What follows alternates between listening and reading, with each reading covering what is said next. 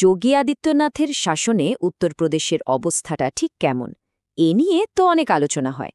তো আজ আমরা একটা নির্দিষ্ট সমালোচনামূলক দৃষ্টিভঙ্গি নিয়ে কথা বলবো, যেটা যোগী শাসনে উত্তরপ্রদেশ সমস্যা ও ব্যর্থতা নামের একটি স্ক্রিপ্টে তুলে ধরা হয়েছে। চলুন সে বিশ্লেষণের গভীরে গিয়ে এর মূল যুক্তিগুলো খতিয়ে দেখা যাক। আচ্ছা, তাহলে চলুন দেখি এই বিশ্লেষণটা ঠিক কি বলছে। প্রথমে আমরা এর একদম মূল যুক্তিটা বুঝব, তারপর দেখব আইন শৃঙ্খলা, স্বাস্থ্য, শিক্ষার মতো বিষয়গুলো নিয়ে এর অভিযোগগুলো কি, আর শেষে সব মিলিয়ে এই বিশ্লেষণটা কোন সিদ্ধান্তে পৌঁছাচ্ছে। তো যে কোনো সমালোচনারই তো একটা গোড়ার কথা থাকে, তাই না? এই বিশ্লেষণের ক্ষেত্রে সেই গোড়ার কথাটা হলো প্রশাসনের মধ্যে একটা বড় দ্বন্দ্বের ধারণা। মানে উৎসটা যা বলতে চাইছে তা হলো মুখে যা বলা হচ্ছে আর বাস্তবে যা করা হচ্ছে তার মধ্যে নাকি একটা বিশাল ফারাক আছে। আর এই স্লাইডটাতেই কিন্তু উৎসের মূল যুক্তিটা একদম পরিষ্কার হয়ে যাচ্ছে। দেখুন, একদিকে বলা হচ্ছে সরকারের ঘোষিত লক্ষ্য ছিল উন্নয়ন, মানে শিক্ষা, স্বাস্থ্য, চাকরি এইসবের ওপর জোর দেওয়া। কিন্তু অন্যদিকে এই বিশ্লেষণটা দাবি করছে যে আসল ফোকাসটা নাকি চলে গেছে মন্দির, মসজিদ আর ধর্মীয় রাজনীতির দিকে, আর এর ফলেই নাকি উন্নয়নের ওই জরুরি দিকগুলো পিছিয়ে পড়েছে। আচ্ছা, তো এই যে বলা হচ্ছে অগ্রাধিকার নিয়ে একটা দ্বন্দ্ব আছে, এর প্রথম প্রভাবটা কোথায় দেখা যায়? এই উৎসটির মতে এর সবচেয়ে বড় আর স্পষ্ট উদাহরণ হল রাজ্যের আইনশৃঙ্খলা পরিস্থিতি আর সাধারণ মানুষের নিরাপত্তা। এই স্ক্রিপ্টটা কিন্তু এখানে কয়েকটা নির্দিষ্ট অপরাধের কথা বলছে। তাদের যুক্তিটা হলো এই যে নারী নির্যাতন বা ধরুন খুন, অপহরণের মতো ঘটনাগুলো ঘটছে, এগুলো কোনো বিচ্ছিন্ন ঘটনা নয়, বরং এগুলো নাকি একটা আরও বড় সমস্যার দিকে ইঙ্গিত করছে। আর উৎসটার দাবি, এ ধরনের অপরাধ বাড়তে থাকায় সাধারণ মানুষের মধ্যে একটা ভয়, একটা নিরাপত্তাহীনতার বোধ তৈরি হয়েছে, যা স্বাভাবিকভাবেই প্রশাসনের কাজ নিয়ে প্রশ্ন তুলে দেয়। আর ঠিক এই জায়গাতেই উৎসটি তার সবচেয়ে মারাত্মক অভিযোগটা আনছে। বলা হচ্ছে সমস্যাটা শুধু অপরাধ বেড়ে যাওয়া নয়, আসল অভিযোগটা হলো একটা সিস্টেম ফেলিওরের, যেখানে অপরাধীরা নাকি শাস্তি পায় না কারণ তাদের মাথায় রাজনৈতিক আশ্রয় থাকে। বুঝতেই পারছেন, এটা কিন্তু বেশ গুরুত্বপূর্ণ একটা অভিযোগ। মানুষের শারীরিক নিরাপত্তার পর এই বিশ্লেষণটা এবার নজর দিচ্ছে তাদের ভবিষ্যৎ আর ভালো থাকার দিকে। আর সেই সূত্র ধরে আলোচনায় আসছে রাজ্যের দুটো সবচেয়ে গুরুত্বপূর্ণ ভিত্তি, স্বাস্থ্য আর শিক্ষা।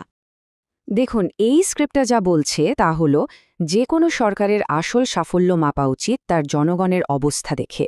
আর জনগণের জন্য সবচেয়ে বড় দুটো বিনিয়োগ কি? স্বাস্থ্য আর শিক্ষা।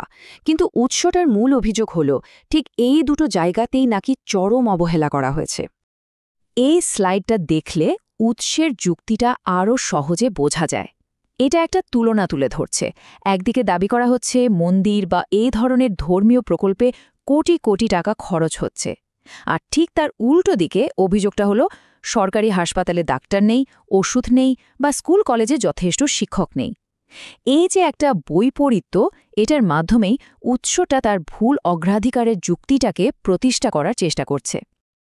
আচ্ছা, স্বাস্থ্য আর শিক্ষার মতো মানুষের উন্নতির জন্য জরুরি ক্ষেত্রগুলো যদি অবহেলিত হয়, তাহলে স্বাভাবিকভাবেই প্রশ্ন ওঠে রাজ্যের অর্থনীতির হালটা কি? উৎসটি এবার ঠিক সেই দিকেই তার বিশ্লেষণকে নিয়ে যাচ্ছে। এখানে স্ক্রিপ্টটা একটা বেশ ইন্টারেস্টিং শব্দ ব্যবহার করছে, অর্থনীতির মায়াজাল। এর মানেটা কি? উৎসের মতে এটা আসলে একটা রাজনৈতিক কৌশল, যেখানে মুখে সবসময় উন্নয়নের কথা বলা হচ্ছে, কিন্তু তার আড়ালে বেকারত্বের মতো কঠিন সত্যিগুলোকে লুকিয়ে ফেলার চেষ্টা করা হচ্ছে। মানে এক কথায় বললে কথার চাকচিক্যের আড়ালে আসল সমস্যাটাকে ঢেকে দেওয়া। তো এই যে মায়াজালের কথা বলা হচ্ছে, এটা তৈরি হয় কিভাবে? উৎসটি এর জন্য 3টে ধাপের কথা বলছে। স্টেপ 1, নতুন শিল্প কারখানা তেমনভাবে তৈরি হচ্ছে না। স্টেপ 2, এর সরাসরি ফল হিসেবে তরুণদের জন্য নতুন চাকরিও তৈরি হচ্ছে না। আর স্টেপ 3, এই দুটো বড় ব্যর্থতা ঢাকার জন্য বক্তৃতায় আর প্রচারে সমানে উন্নয়নের ঢাক পেটানো হচ্ছে। উৎসটার মধ্যে ঠিক এভাবেই একটা ভ্রম তৈরি করা হচ্ছে। আইনশৃঙ্খলা, শিক্ষা, অর্থনীতি এই সব কিছুর পর বিশ্লেষণটা এবার তার সবচেয়ে গভীর আর মৌলিক সমালোচনার দিকে যাচ্ছে, আর সেটা হলো সামাজিক সম্প্রীতি। উৎসটির মতে এতক্ষণ আমরা যে সমস্যাগুলো নিয়ে কথা বললাম তার সব কিছুর গভীরে রয়েছে সমাজে একটা ভাঙনের সুর। এখানে উৎসের অভিযোগটা একদম সোজাসাপটা। দাবিটা হলো ভোটের রাজনীতির জন্য ধর্মকে ব্যবহার করে মানুষের মধ্যে বিভেদ তৈরি করা হচ্ছে। আর এটা নাকি শুধু একটা রাজনৈতিক কৌশলই নয়, বরং এটা আমাদের দেশের সামাজিক মেলবন্ধনের যে মূল কাঠামোটা আছে সেটাকেই ভেতর থেকে দুর্বল করে দিচ্ছে। আর উৎসর এই কথাটা শুনলে মনে হবে এটাই যেন তাদের পুরো বিশ্লেষণের সার। এখানে আসলে নেতৃত্বের একটা সংজ্ঞা দেওয়ার চেষ্টা করা হচ্ছে। বলা হচ্ছে আসল নেতা তিনি, যিনি মানুষকে এক করেন, ভাগ করেন না। আর ঠিক এই মাপকাঠি দিয়েই উৎসটি বর্তমান প্রশাসনকে বিচার করতে চাইছে। তো এতক্ষণ ধরে আমরা যে আলাদা আলাদা যুক্তিগুলো দেখলাম, চলুন এবার সবগুলোকে এক জায়গায় এনে দেখে নেওয়া যাক যে এই সমালোচনার মূল কথাগুলো ঠিক কি কি। তাহলে সংক্ষেপে যদি দেখি পুরো ছবিটা কি দাঁড়াচ্ছে। উৎসের মতে গল্পের শুরুটা হচ্ছে উন্নয়নকে ছাপিয়ে ধর্মীয় রাজনীতির প্রাধান্য দিয়ে, আর এর ফল হিসেবেই আইনশৃঙ্খলা পরিস্থিতির অবনতি হচ্ছে, স্বাস্থ্য শিক্ষার মতো জরুরি দিকগুলো অবহেলিত হচ্ছে। এই ব্যর্থতাগুলোকে ঢাকার জন্য অর্থনৈতিক প্রচারের সাহায্য নেওয়া হচ্ছে, আর এই সব কিছুর একেবারে কেন্দ্রে রয়েছে রাজনৈতিক লাভের জন্য সামাজিক সম্প্রীতি নষ্ট করার অভিযোগ। মূলত এই 5টা পয়েন্ট দিয়েই পুরো সমালোচনার কাঠামোটা তৈরি। পুরো বিশ্লেষণটা শেষে আমাদের সবার সামনে একটা খুব মৌলিক প্রশ্ন রেখে যায়।